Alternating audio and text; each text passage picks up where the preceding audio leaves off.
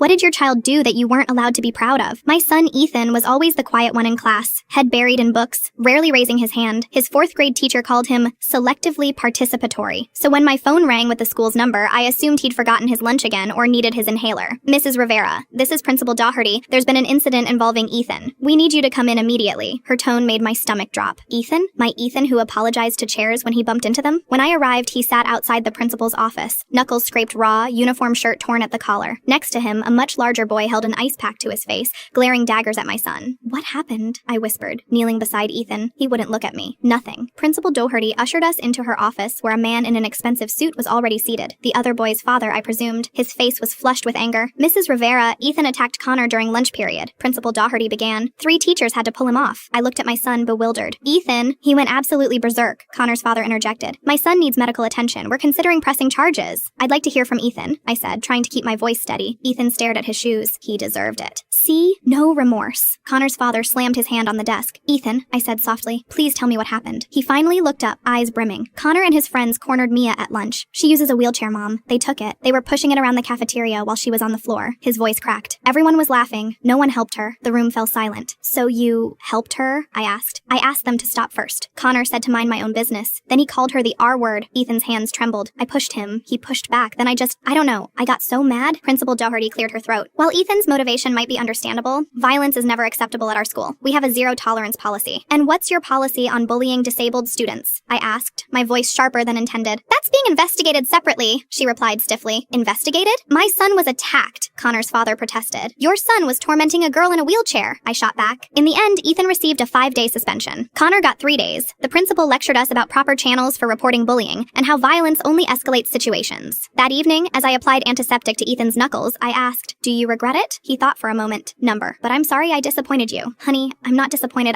I paused, choosing my words carefully. I wish you hadn't needed to use your fists. But standing up for someone who couldn't stand up for themselves. I could never be disappointed in that. But the principal said, adults have to say certain things. That doesn't make them right all the time. The next day, I received a call from Mia's mother. Through tears, she thanked us. Apparently, this wasn't the first incident, just the first time anyone had intervened.